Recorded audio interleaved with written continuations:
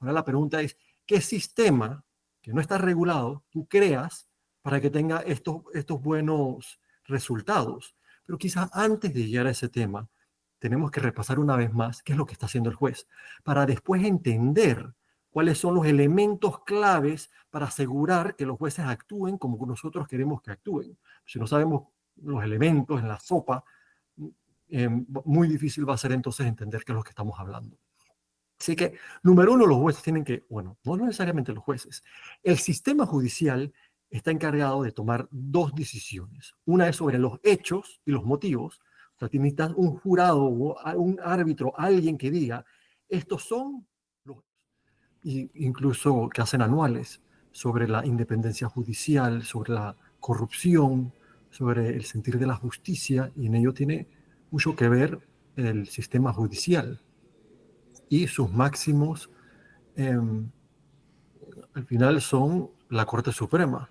Así que, ¿cómo están compuestos? ¿Cuáles son sus autoridades?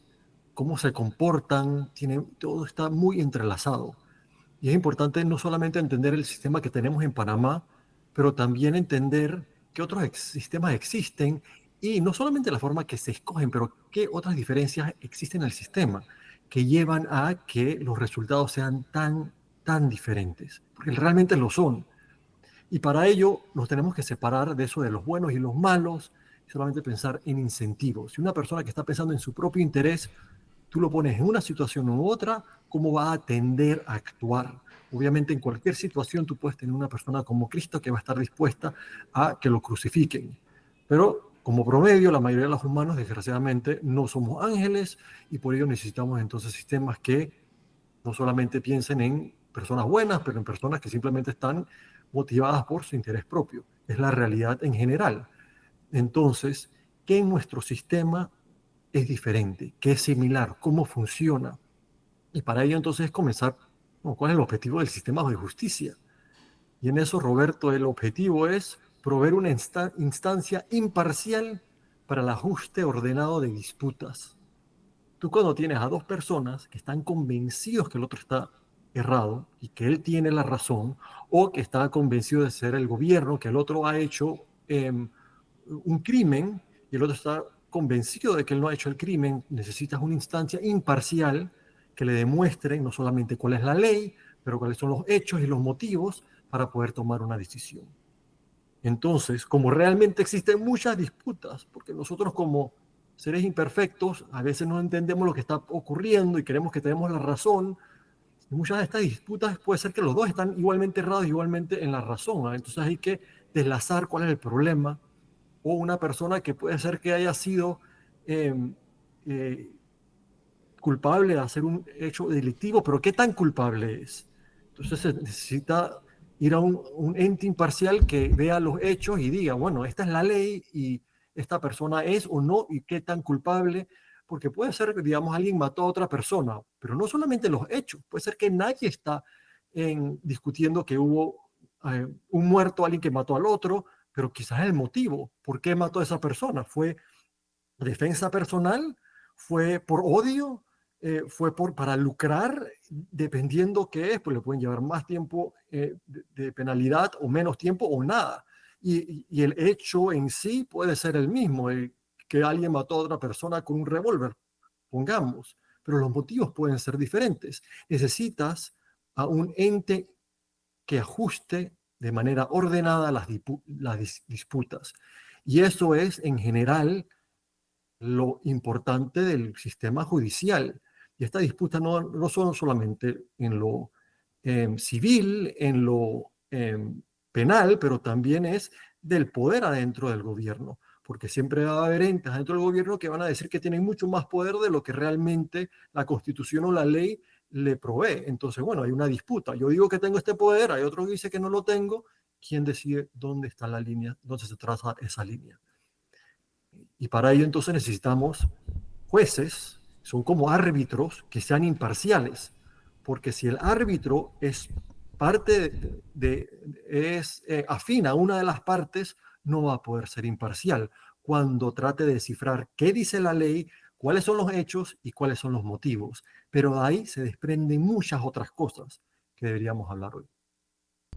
Al final lo que termina es sobre esta conversación es lo complejo de tomar una decisión de los magistrados, que son los que van a comandar ese tercer poder dentro del gobierno y también de la nación.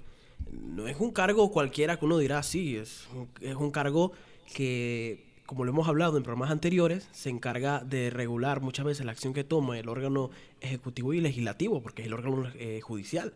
O sea, al final es una decisión que toma mucha repercusión y que también puede tener consecuencias, ya sea negativas o positivas, según cómo se desarrolle durante el periodo que estos magistrados van a estar al frente de la Corte Suprema de Justicia.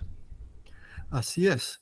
Y de ahí entonces la importancia del sistema. ¿Tú cómo te aseguras que esta persona no solamente tenga la idoneidad para poder tomar las decisiones de manera, bueno, inteligente, con conocimiento, pero también que tenga la independencia y los motivos correctos para que, porque puede ser que yo sé que lo correcto, pero si mi interés es hacer lo incorrecto, pues no vale mucho conocerlo o no lo incorrecto. Y si mi interés es hacer lo correcto, si no sepa lo que es lo correcto, voy a averiguar qué es lo correcto. Así que esa es la importancia de los motivos, no solamente el conocimiento, que es muy importante en esas posiciones, pero quizás más importante es el motivo que uno tiene. Tengas todos los conocimientos, no tengas ninguno, si tu motivo es el equivocado, no va a funcionar bien el sistema. Y parte entonces de el sistema que uno emplea para escoger a los magistrados de la Corte Suprema y así también a los jueces intermedios, los de apelación o los de primera, los de circuito y de primera instancia, igual de importante. Son temas que si queremos tener en verdad una verdadera justicia en Panamá, tenemos que tomar en serio, tenemos que pensar de ellos, conocer un poco de ellos, para que después no nos puedan vender una cosa que no va a funcionar. Y bueno, esa es la cuestión. Son más un tema de sistema, de cómo podemos elegir a personas con perfiles, porque bueno, sabemos de antemano que es muy complicado buscar una persona que va a estar 100% correcto, porque al final del cabo siempre las personas van a querer buscar su propio beneficio. Entonces para esto se requiere sistemas, cuál es el sistema que se aplica aquí en Panamá y cuál es el que se aplica en Estados Unidos, que como dije al inicio, son un poquito más regulados, siempre tienden a buscar perfiles que no tengan nada que ver para que tengan aunque sea el requisito de ser imparcial. Muy, muy, Bueno, ahí te tengo que corregir porque la realidad es que no están más regulados en ese sentido. No hay ninguna regulación que tiene que tener este perfil la persona.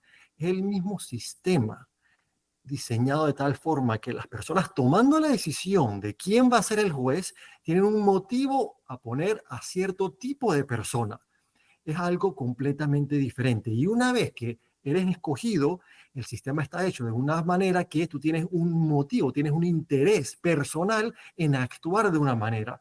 Pero yo no he visto ni una ley, ni constitucional, ni reglamentos que diga el juez tiene que tener algo más que edad para ciertas posiciones y que tiene que ser abogado. Quitando eso no dicen absolutamente nada. Así que esté más regulado, definitivamente no. Quizás está menos regulado que en Panamá, pero tienden a tener muchos mejores jueces.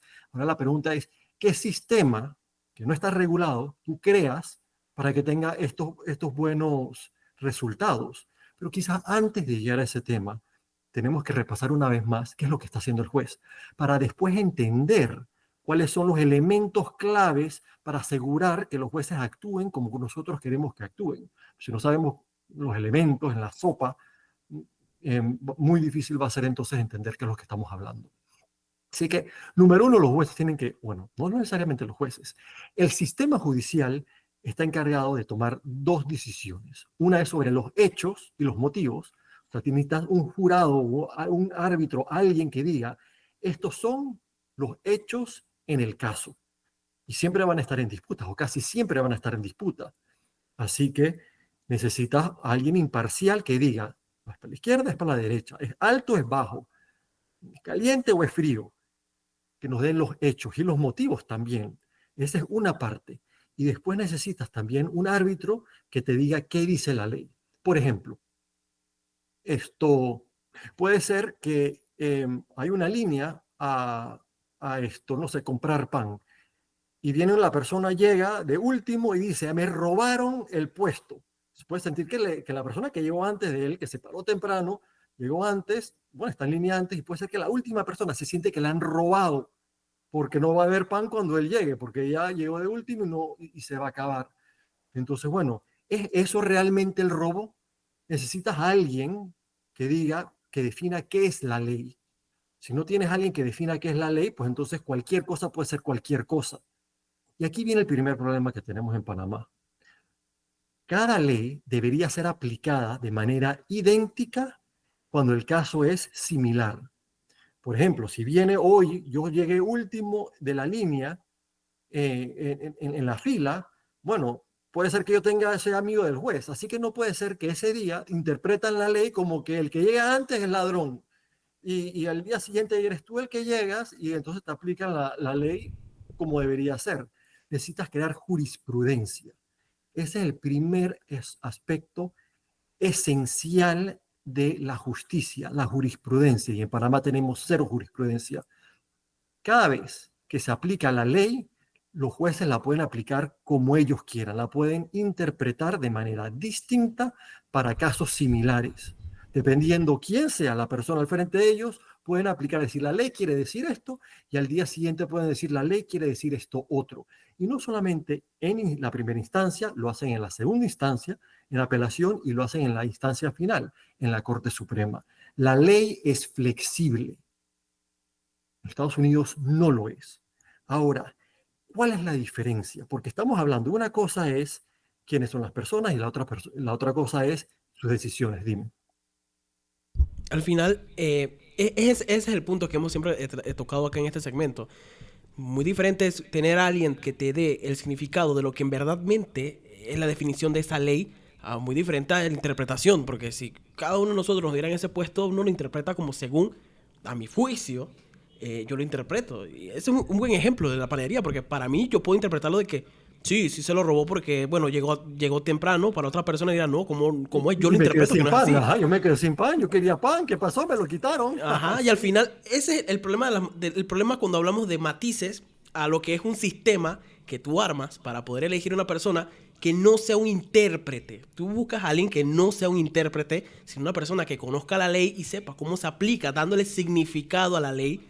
Porque una persona que sepa de la ley sabe todo lo que conlleva por artículo, qué reglamento tiene dentro, ya sea de manera constitucional como de manera de reglamento interno o externo.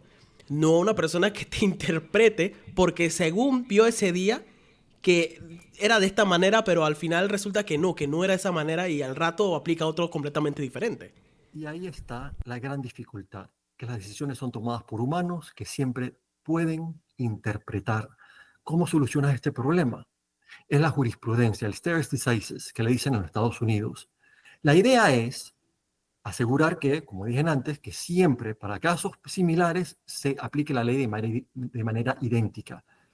Pero si a alguien le conviene, si a los jueces le conviene aplicarla de manera distinta, digamos, a los políticos que, como dicen en Panamá, el hijo de la cocinera, pues entonces si ese es su interés y tienen la habilidad, lo van a hacer.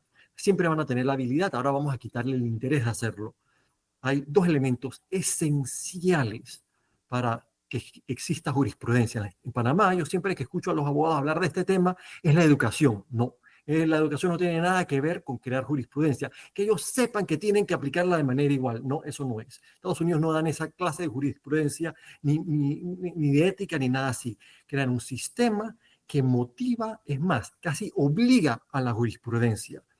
Y este sistema es una división de la autoridad que cada vez que va subiendo de escalón, los jueces tienen menos y menos autoridad de decidir los hechos y únicamente pueden decidir la ley. Por ejemplo, la Corte Suprema de los Estados Unidos nunca decide cuál es el hecho en un caso.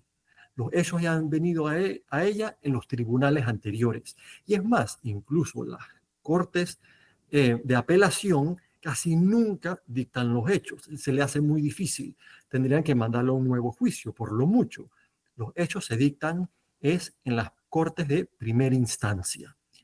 Y además, para hacerlo aún más difícil que los jueces puedan estar aplicando o diciendo cuáles son los hechos, dividen el poder judicial en dos instancias. los jurados y los jueces. Los jueces no dictan los hechos, casi nunca, a menos que todas las partes estén de acuerdo que quieren que el juez la dicte. Si no están de acuerdo o no se toman la decisión, es un jurado. Así que tú tienes el juez que únicamente está dictando cuál es la ley y tienes a otro elemento, que son los jurados, que dictan, que escuchan los diferentes lados en contención hablar y dicen, ¿sabes qué? De esto sacamos que los hechos fueron estos. Y ahí el juez no puede decidir cuáles son los hechos, nada más puede dictar la ley basada en los hechos que le ha dado el jurado. Es clave para asegurar una justicia pura, porque así no puede hacer trampa el juez de mezclar elementos, hacer un guacho ahí con los hechos para después poder dictar como le da la gana. Ya los hechos están en concreto. Así que como únicamente está tomando una decisión sobre los hechos, se le hace mucho más difícil al juez cambiar la ley, cambiar la jurisprudencia. Oye, cuando los hechos son estos, así es que se decide, pues entonces, primer paso ya es más difícil, en primera instancia. Esa es una cosa. Pero los jueces no solamente deciden los casos sobre y por qué es tan importante tenerlos separados, no solamente los casos sobre lo que le están diciendo, pero también qué información es justa que escuche el jurado, porque ponte a ver que alguien llega y dice, yo pienso que esta persona fue el asesino. Bueno, ¿por qué? Porque lo soñé. Y bueno, eso, ¿tú admitirías eso a un juicio? No, no, el juzgado nunca debería escuchar ese pedazo de información. Simplemente no, pero sí, y no solamente eso, pero cuando uno está en un juicio, la manera que te preguntan las preguntas y todo lo demás puede llevar a que si lo hacen, incluyen información errada o mala, por ejemplo, cómo consiguieron la información, torturando a alguien. Entonces, bueno, si fue el que torturaron, no puede decir nada de lo que dijo esa persona, porque fue bajo tortura. Pero si nada más le dicen, esta persona dijo que yo lo maté y fue tal día y no sé qué, bueno, tú eres culpable. Pero, no, es que fue bajo tortura. No necesariamente las personas en el juicio entienden estas diferencias, así que se elimina ese pedazo de información. Pero si es, el juez tiene que decir qué información van a poner ¿cómo es que se dice? En el juicio, y a la misma vez tiene que decir sobre la información. Es muy difícil desescuchar lo que ya tú has escuchado. Y se van mezclando las cosas y me cae más mejor esta persona o lo otro, o esta forma de pensar, y se comienza a hacer un guacho. Y por eso en los Estados Unidos tienden a, en gran mayoría de sus juicios, ser por jurado, y los jurados entonces son esto, eh, protegidos de estas malas influencias, lo que asegura que entonces puedan decidir de una manera más imparcial. Y por ello, cuando se encuentra alguien culpable o inocente, realmente tiene peso en los Estados Unidos, porque se sabe que la decisión fue hecha basada en realmente los hechos, no en una cosa toda rara. Y después, para agregarla a esto, una vez que tú apelas, hey, no me gustó cómo se llevó este juicio o cómo aplicaron la ley, bueno, tú apelas a un juez y no es un nuevo juicio, es solamente un juez de apelación viendo entonces la ley y cómo se llevó el juicio. Si hicieron trampa en el juicio, admitieron o no admitieron un pedazo de información importante, entonces podría decir, se anula el juicio y tiene que rehacerse en el juicio de nuevo. En Estados Unidos, a menos que te encuentren inocente, tú no tienes esa idea en Panamá que archivan el caso y ya no puede ocurrir nada porque alguien cometió un error en el juicio. No, alguien cometió un error, pues bueno, ni modo, vamos a tener que hacer juicio de nuevo. Si es un error sustancial que hubiera cambiado la decisión en el juicio o hubiera sido de una probabilidad que hubiera cambiado el, eh, el juicio, cómo hubieran decidido el juicio. Que es una parte importante también, es otra cosa. Que en Panamá tú por firmar con la tinta de color equivocado te pueden archivar el caso. Bueno, obviamente nada más lo archivan cuando eres alguien importante o con palanca, porque firmaron a alguien con tinta azul o negra en vez de azul. En Estados Unidos no te van a tumbar un caso porque firmaron con la tinta equivocada. Pero bueno, como los jueces en segunda instancia únicamente pueden decidir sobre los hechos que ya se le plantean, ya no están en discusión.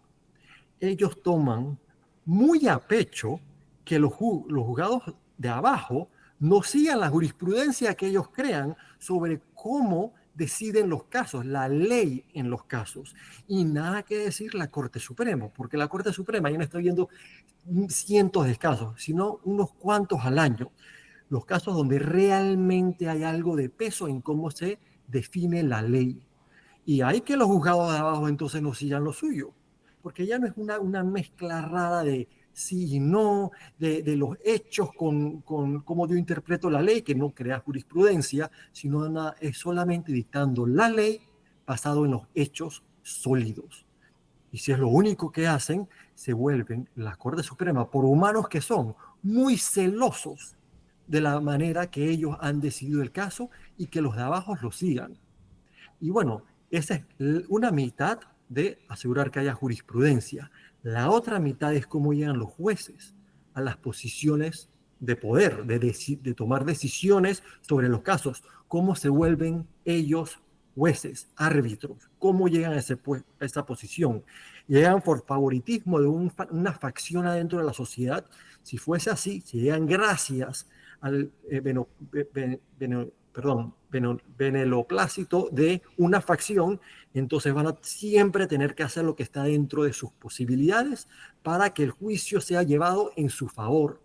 Ese es el gran problema que tenemos en Panamá. Y es lo que vemos en cómo se eligen a los jueces en Panamá, de la Corte Suprema para abajo. Dependen de su posición del beneplácito de una facción en la sociedad. Y ahí se ve entonces que siempre esa facción tiene impunidad. Por lo mucho, para hacer el show mediático, se meten en problemas por un momentito y después nada pasa. Al final siempre no sé qué, esto, lo otro, firmaron con tinta azul, archivan el caso y para adelante. Después unos cuantos años, cuando la gente que ya no está prestando tanta atención, si es algo enorme, y si son casos pequeños, que son el 95% de la corrupción, ni siquiera nos enteramos.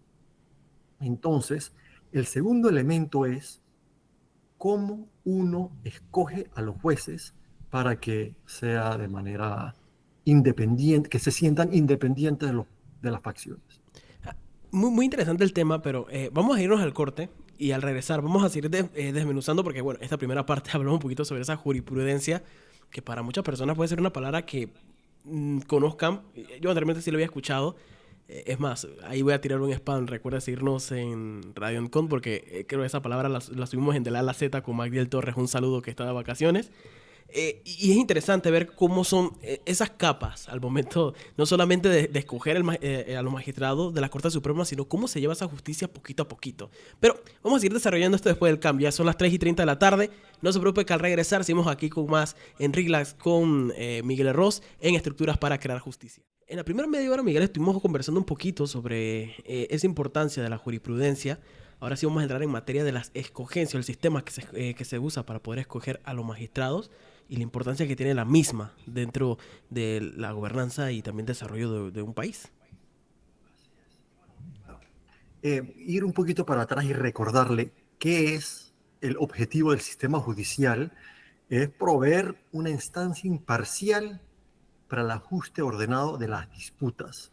Eso es lo que queremos, un árbitro imparcial. Y entonces, para tener una manera de ajustar nuestras disputas, ciudadanos, entre ellos, entre empresas, o el gobierno y un ciudadano en lo penal. Y ahí lo que estamos diciendo al final de la jurisprudencia, creo que es muy importante, antes de entrar en el siguiente tema, señalar que hay un malentendimiento, que creen que la jurisprudencia es los jueces creando ley.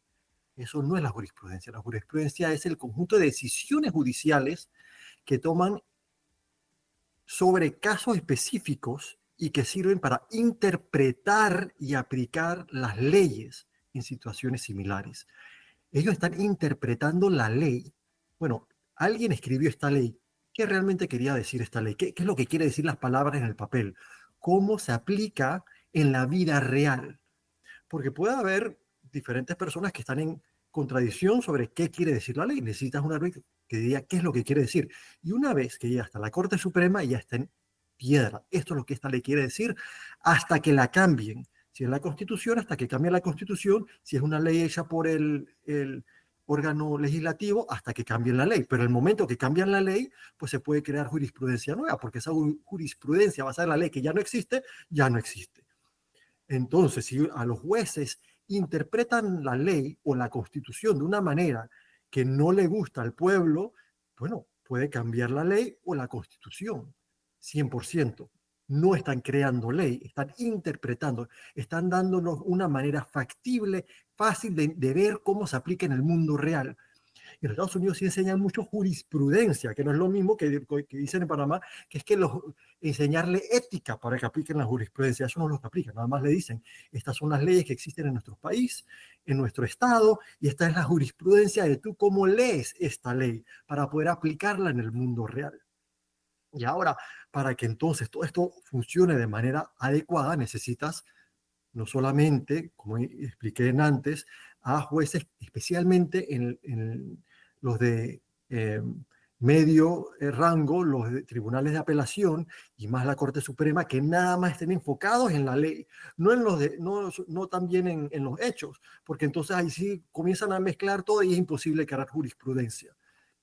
No están decidiendo los hechos, únicamente están decidiendo la ley, y eso entonces lleva a que sean celosos de sus decisiones y ayuda mucho a que comiencen a ejercer jurisprudencia, y cuando los juzgados menores no se atienen a lo que ellos han decidido, los meten en problemas.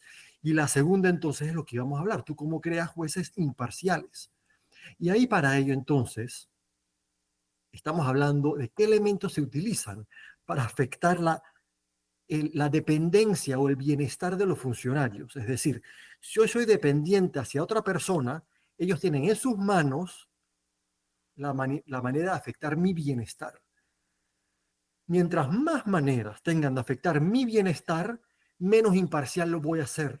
Si mi vida está en sus manos, créeme que a menos que encuentren a un Jesucristo, o sea algo muy horrible, y bueno, es mi vida o la vida de otra persona, quizás ahí, pero mientras que sea, lo vemos en Panamá, no es ni siquiera llegar a la vida, está el bienestar del juez en las manos de los políticos, el juez ya no se siente en libertad de ser imparcial, y bueno, yo creo que podemos ver eso de sus acciones, o por lo menos percibir eso. Es mi opinión que, oye, la percepción de corrupción en Panamá está basada en la realidad. Están tomando decisiones completamente erradas en decisiones o en juicios o que deberían ser claros. Así que algo está pasando atrás de la cortina. ¿Y qué es eso? Es la dependencia. Así que, ¿qué afecta el bienestar del funcionario? ¿Cómo le roban la libertad al juez? ¿Cómo los políticos hacen para quitarle libertad, hacerlos sus esclavos? Esa es la pregunta. Y son tres elementos. Sus oportunidades de empleo es la principal, pero no es la única. Y ahí entonces tenemos que ver cómo llegan a los jueces a sus posiciones en los Estados Unidos, cómo llegan a sus posiciones en Panamá. Y nada más hablar de los de la Corte Suprema.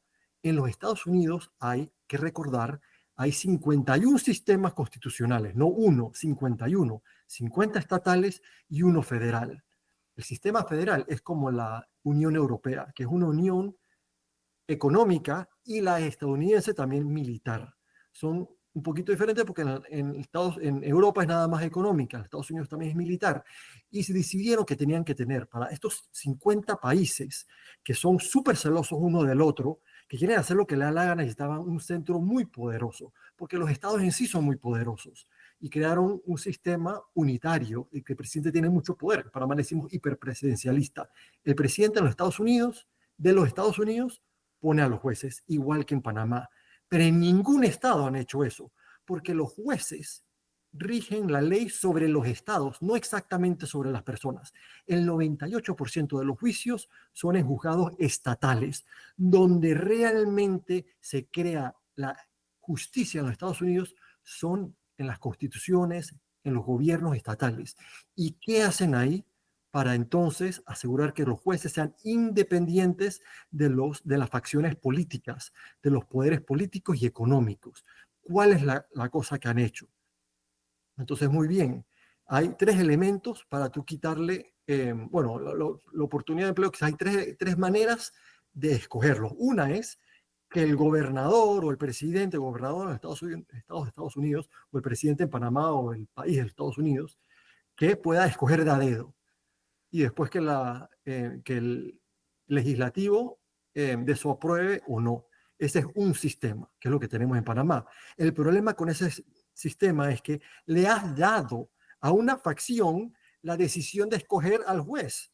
Entonces, si yo estoy jugando un juego y uno es el que escoge al árbitro, vamos a poner que es un fútbol eh, y está jugando dos partidos y un partido es el que siempre escoge al juez, o sea, solamente por el hecho ese, ya todo el mundo va a poner en duda lo que hace el juez. Una parte importante de la justicia es que no solamente aparente ser, bueno, que sea imparcial, pero también que aparente ser imparcial, y se hace muy difícil. Y no solamente se hace muy difícil que aparente ser imparcial, pero ser imparcial. Ese es un sistema. Sistema número dos es por elecciones. Y hay dos sistemas de elecciones. Uno es apolítico. Cualquier persona que es un abogado y tiene la edad adecuada puede lanzarse para ser juez. Y eso es lo que tienen en muchos estados de los Estados Unidos, pero no en la mayoría. Y en los que los tienen tienden a ser para jueces menores. Por ejemplo, los jueces de las ciudades, que son los que están viendo si han roto un reglamento sobre la construcción de casas, cómo están usando las diferentes habitaciones, los edificios. Ese es un lugar de fábricas, nada más fábricas. Uno no lo puede meter una fábrica en un lugar residencial, por ejemplo, o locales de venta o de consumo de alcohol cerca de un colegio, ese tipo de cosas. Entonces realmente quieres que el juez dependa mucho de la población para que refleje el sentir de esa parte de la población sobre su ciudad. Entonces, bueno, sobre otras cosas menores como tráfico, leyes de tráfico y cosas así. Ya cuando va subiendo con más jerarquía, con más importancia dentro del Estado, tienden a usar un sistema secundario que es, le dicen a los Estados Unidos, el Missouri Plan, porque por primera vez lo emplearon en Missouri para crear jueces completamente imparciales. Yo creo que he hablado de este tema un poco y no me voy a meter demasiado porque hay otras cosas por hablar, pero la idea es, tú creas comisiones civiles que están compuestas por representantes de diferentes áreas de la sociedad. Normalmente un porcentaje es, vamos a poner que sean 7 personas, el presidente de la República o el gobernador en los estados puede poner 1 o 2 personas, después tienes a digamos, universidades importantes que pongan 1 o 2, normalmente los abogados ponen en sus organizaciones, ponen a 1 o 2, tú tienes entonces otras, digamos, de las uniones, ¿cómo es que le dicen en español? De las unions, digamos, de los trabajadores unidos, ¿cómo es que le dicen? Es sindicato, El ¿no? sindicato. Los Sindicato. sindicatos ponen otro, entonces tú formas un organismo mezclado de múltiples personas o múltiples intereses, en la que ninguno tiene suficiente peso para que se tome la decisión que ellos quieren. Y estas juntas únicamente aparecen y desaparecen cuando se tiene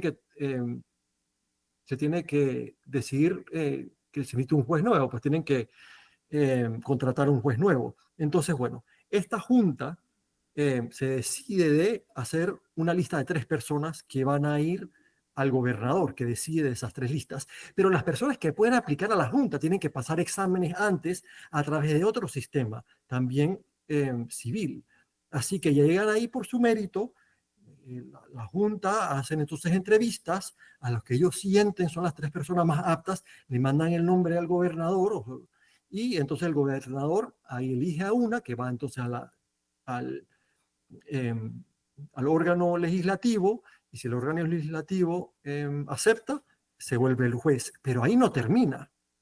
Entonces, bueno, tienes un juez, pero todavía este sistema no necesariamente es perfecto. Puede ser que sale alguien que el pueblo realmente no quiere. Un año después de que el juez ha sido electo o eh,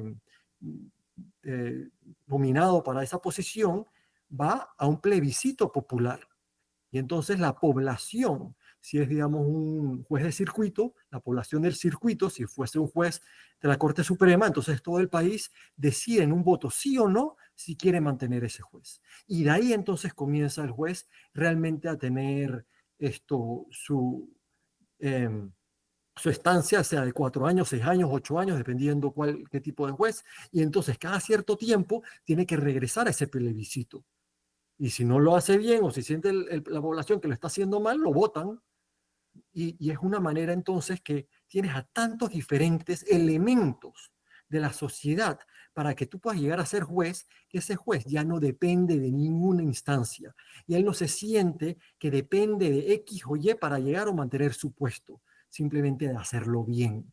Y por eso los jueces en los Estados Unidos lo hacen bien, porque está en su interés para llegar a ser juez y para mantenerse como juez, hacerlo bien en el sentido de la palabra de ser imparcial y de reflejar los quereres de la sociedad en general. Pero si en Panamá es una de las instancias lo que le pone al juez y después cada cierto tiempo, cuando ya terminó la Corte Suprema después de 10 años, necesita un nuevo puesto, va a ser la misma facción la que le da o no le da la nueva posición, dependen de ellos. Y no solamente eso, pero ponen a todos sus familiares en puestos adentro del gobierno y también afuera del gobierno, perdón, afuera del país, en consulados, tremendos cargos jugosos que le dan para comprárselos. Pero bueno, eso ya es cosa del mérito y sistema de mérito que hemos hablado otro día. Pero así es que se va eligiendo un sistema para elegir jueces que terminan siendo imparcial, que es muy lejos de lo que tenemos en Panamá. Un sistema que se puede decir que lo elige, bueno, el que lo pone en arriba es el pueblo y tiene que servir para el pueblo porque el pueblo decide si está o no está. Sí, y el tercer método es el pueblo directo, bueno, que fue el que hablé del segundo, que es las elecciones, pero las elecciones no es necesariamente el mejor sistema, porque no va a llegar necesariamente la persona que tiene más mérito. Puede ser simplemente el que es el mejor show o el que tiene más, no sé, pero realmente tú quieres que haya mérito, así que por eso tienes estas juntas y tiene el sistema de examen. Y bueno, entonces ya el presidente tiene muy poquito espacio de movilidad, le dan 3 nombres y de ahí él probablemente entonces escogerá al que piensa más como él de forma de política, de ideología, escogerá al que se parece más a la suya. Y de ahí entonces ya el juez mantiene su puesto para el resto de su vida, mientras que no cometa ni un crimen, porque ahí lo pueden sacar por otras razones. Eh, Hay otros organismos para si el juez está haciendo algo muy mal, obligarlo a que tome clases o meterlo en otros problemas, incluso sacarlo, y está el pueblo en los plebiscitos, que es elemental en los Estados Unidos. Y por eso, cuando vemos en Estados Unidos, oye, pero ¿por qué funciona tan bien el sistema? Es que la moralidad es su cultura, no es un sistema hecho para que personas, todo el mundo pensando en su interés propio, salga algo bueno.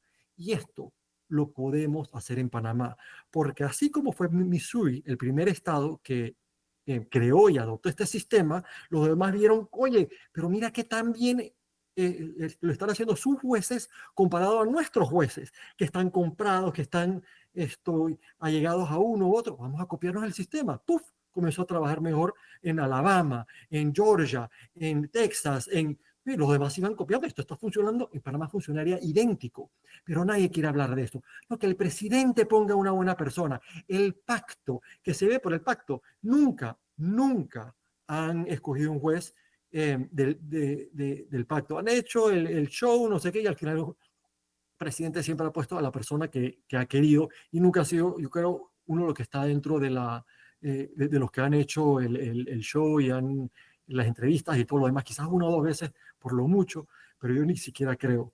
La cosa es que necesitas un sistema que obliga a las personas a pasar por este sistema para llegar a ser jueces. Y bueno, y va cambiando entonces el sistema. Ya tenemos jueces imparciales, hemos creado el sistema que verdadero de jurisprudencia, no es que van decidiendo los hechos en cada instancia, la Corte Suprema está diciendo los hechos sobre si robaron el carro o no lo robaron y quién fue y cuál era su motivo, nada que eso. Ya está, nada más son los hechos, ya están dados y es aplicar la ley. Es mucho más blanco y negro.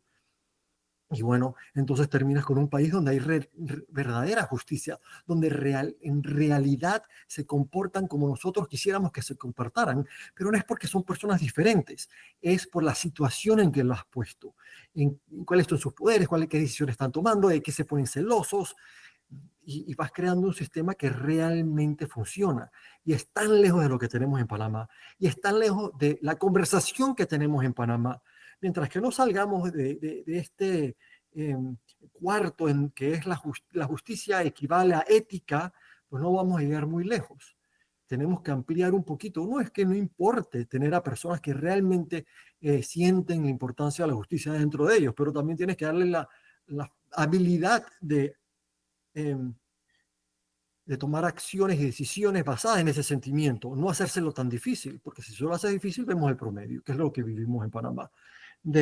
En Transparencia Internacional tiene esto en su em, que le ponen nota a los países de qué tan corrupto es. Panamá está en 3.3 ahora mismo, 10 sería pasar. Los países más altos están en 98 y nosotros estamos en 33 en Panamá.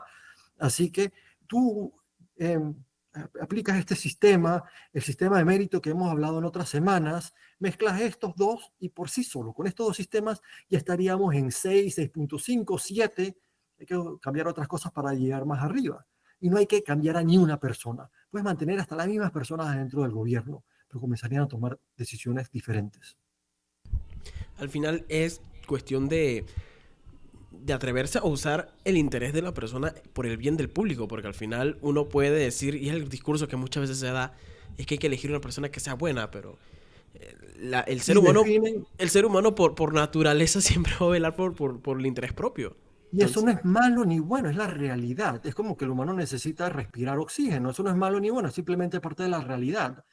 Y hay una diferencia, algo que es muy importante que acabas de decir, es que el amor propio no es lo mismo que ser mezquino. Muchas veces pensamos en nuestra sociedad que una persona que está tomando decisiones en su interés propio, entonces es ser mezquino. Eso no es verdad. Son dos cosas. Todo el mundo va a tomar decisiones basadas en su interés propio. Ahora, dependiendo de la situación que tú pones a la persona, va a tender a tomar decisiones mezquinas en que por su propio bien le hace mal al resto o decisiones que benefician a todos. Pero es el mismo amor propio basado en la diferencia, es la situación que te lleva a hacer el bien o a hacer el mal.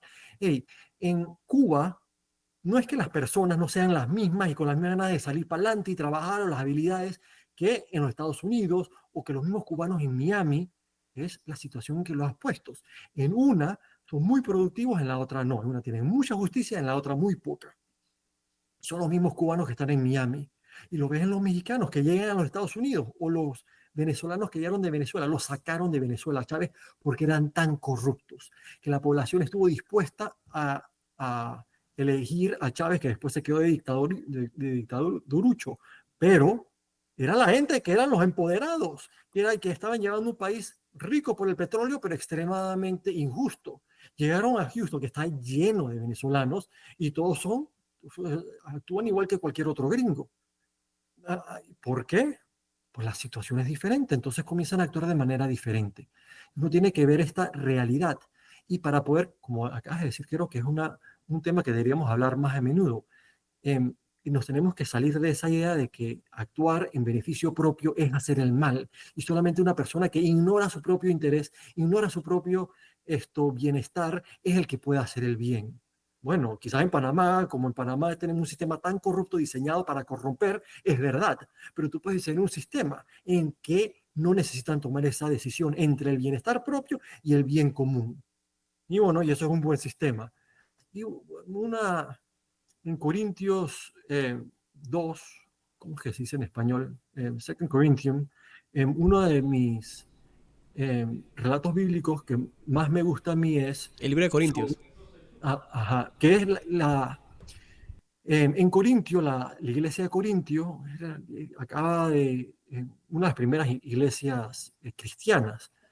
Tenían una disputa entre si los creadores de esta iglesia podían tomar parte en las fiestas paganas de su comunidad de Corintio. Corintio era como, no sé, era el, em,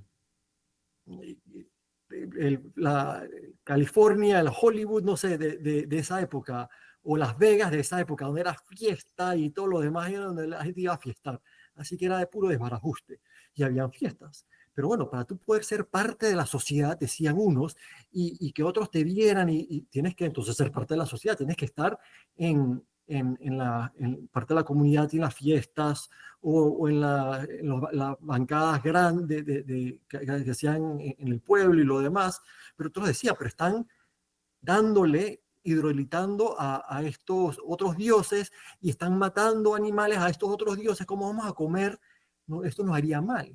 Entonces ahí escribe Pablo, bueno, el conocimiento ya tú lo tienes. Tú ir a comer carne que ha sido matada a otro Dios no te va a hacer ni mejor ni peor.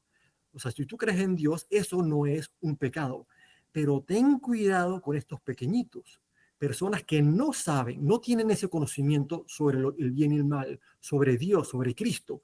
Ten cuidado con ellos, que te van a ver en esa fiesta y entonces van a creer que ellos pueden hacer todas estas otras cosas malas que están pasando en la fiesta que tú no estás haciendo. Así que parte de ser cristiano, en pocas palabras, no es solamente tú actuar bien o saber que tú te puedes meter en una situación porque tú vas a actuar bien. Es tener cuidado con aquel que caería en la misma situación. Tú, como buen cristiano, parte de tu responsabilidad no es solamente actuar bien por ti mismo, pero ayudar a estas otras personas, eliminar esas situaciones de tentación para que ellos sean más libres a actuar de la manera correcta. Eso es lo que hacen los americanos con su gobierno. ¿Cómo llegas a un juez a su posición? Vamos a eliminar todas aquellas cosas que crearían tentación, que lo pondrían en una situación que es su bienestar o el bienestar público, porque entonces muchos van a caer en la tentación. Elimínalo. Eso es ser un buen cristiano. Y nuestro gobierno está hecho por diablos, si lo pusiéramos así. Y tras eso nos quieren decir que lo que tenemos que hacer no es eliminar el sistema este ultra corrompedor, es ser como Cristo. Bueno, ser como Cristo es eliminar este sistema tan corrompedor. Y eso nos hace fácil, porque no es lo que lo tenemos que inventar. Ya los americanos llevan 240 años perfeccionando esto. Más fácil no lo pudiéramos tener si quisiéramos adoptarlo. Muchísimas gracias, Miguel, por, bueno, hablar de un tema que es de interés público y también para el interés, como vuelvo y repito, el desarrollo de una comunidad. Ya se nos acabó el tiempo, ya son las 4 en punto. Como siempre, un placer poder compartir esta hora hablando sobre estructuras para crear justicia. Muchas gracias, la verdad que es un placer, Roberto, y esto, bueno, te veo la próxima semana y también gracias a Radio Ancon y con gusto nos vemos el próximo miércoles. Nos vemos el próximo miércoles, siendo ya las 4 en punto de la tarde. Damos por finalizado nuestra primera hora de programación.